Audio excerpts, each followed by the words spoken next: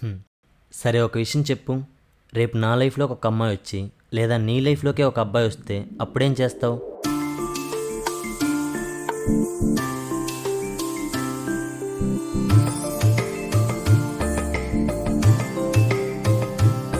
అయినా నా పేరుతో నీకేం పని? పల్లెటూరులో అమ్మాయిలు పద్ధతిగా ఉంటారనుకున్నాను, కానీ ఇంత ఫాస్టా? సర్లే ఇక్కడొద్దు, పక్కెళ్ళి మాట్లాడుకుందాం. అసలు ఆడు ఆల్కుని చూసినావా? తోకలేని కోతి లెక్కున్నాడు.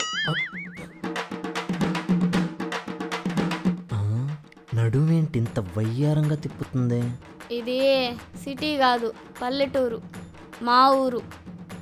ఈడ కానీ ఎక్స్ట్రాలు చేసినావు అనుకో తోక కట్ చేస్తా.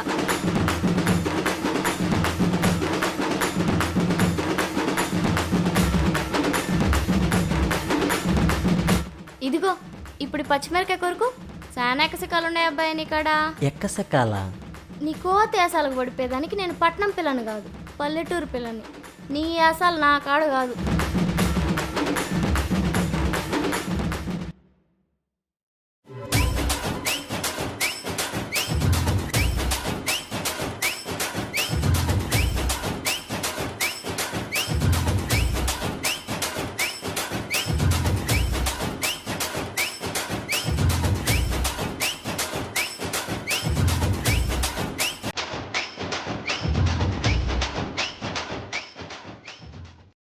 శ్రీకృష్ణుడంతటి వాడే గోవులకు కాపలా కాశాడు. మనం ఎంత? ఈ కన్నయ్యకి గోపికలతో గడపడమే కాదు, గోవులతో గడపడం కూడా తెలుసు.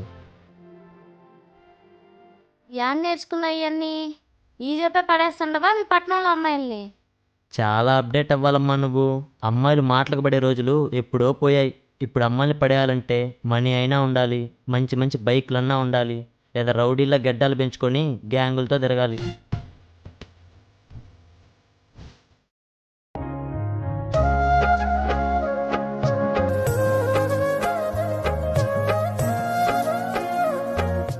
ఇక్కడున్న వాళ్ళందరూ సుఖంగా ఉంటారో లేదో నాకు తెలియదు, కానీ ఖచ్చితంగా ఆనందంగా మాత్రం ఉంటారండి.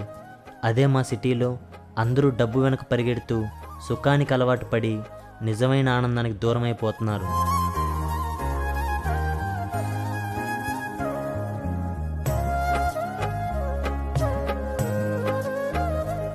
అట్టాగైతే నా మొగుడిని తీసుకొచ్చి మా నాయన కాడ పెట్టుకుంటా. నేను మా నాయన చూసుకుంటా, ఆడు నన్ను చూసుకుంటాడు. అబ్బో, పెద్ద ప్లానింగే. భలే అలుగుతావు అబ్బా ఆడపిల్ల మాదిరి.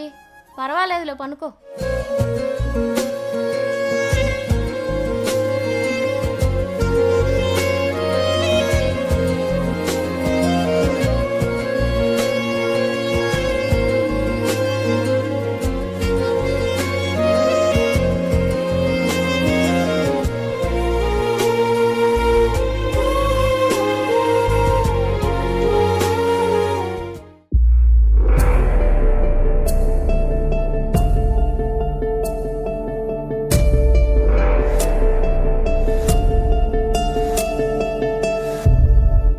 కొడుకంటే ఆస్తులు వారసత్వం మాత్రమే కాదు, భారాన్ని కూడా పంచుకోవాలి.